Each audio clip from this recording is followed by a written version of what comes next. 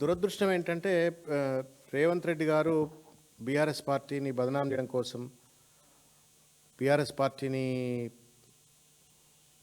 రకరకాలైనటువంటి రీతిలో ఇబ్బంది గురి చేయడం కోసం ఇలా నానా రకాలైన ఒక ప్రయత్నం చేస్తూ ఉన్నారు. చాలామందిని చాలా రకాలుగా ఆయన దుర్వినియోగం చేసుకునే ఒక ప్రయత్నం చేస్తూ ఉన్నారు.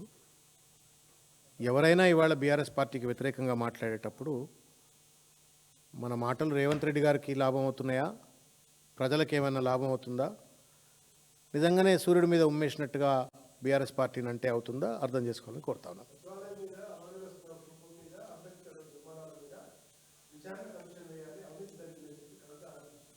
సార్, ఇప్పుడు అవినీతి జరిగిందా జరగలేదా అంటే విచారణ వేసుకోమనండి. ఎవరొద్దు అంటున్నారు? ఇప్పుడు వారు చెప్తే విచారణ వేస్తే వేయించుకోమనండి.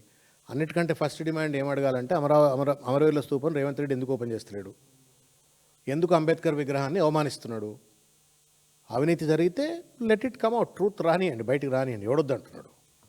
మీరు ఘోష్ కమిటీ వేయలేదా? ఏంటి అట్లే ఏరి, ఎవడొద్దు అంటున్నాడు? ఏపీరి, రేవంత్ రెడ్డి గారితో మాట్లాడి ఏపీరి. But the demand today should be, uh Ambedkar విగ్రహాన్ని ఎందుకు విస్మరణ గురి చేస్తూ ఉన్నారు? దాన్ని ఓపెన్ చేయించమని చెప్పండి. అమరవీరుల స్తూపాన్ని ఓపెన్ చేయించమని చెప్పండి. కుట్రతోటి కుతంత్రంతో తెలంగాణ తల్లి విగ్రహం రూపురేఖలు మార్చిండు, దానికి వ్యతిరేకంగా పోరాటాలు చేయమని చెప్పండి.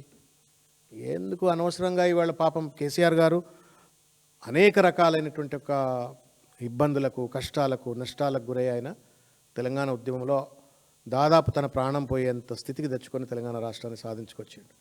వచ్చిన తెలంగాణను బాధ్యతాయుతంగా అభివృద్ధి చేసిండు. నేను ఇంతకుముందు మీకు చెప్పినటువంటి ఒక ధాన్య ఉత్పత్తికి సంబంధించిన లెక్కలైనా, జలానికి సంబంధించిన లెక్కలైనా, లేకపోతే పర్ క్యాపిటా ఇన్కమ్ సంబంధించిన అయినా, లేకపోతే జిఎస్డిపి లెక్కలైనా, ప్యాడీ ప్రొడక్షన్ డ్యూటీని అయినా అండి, ఏం కేసీఆర్ గారు ఏం చేయలేదులే, ఏం పని చేయలే.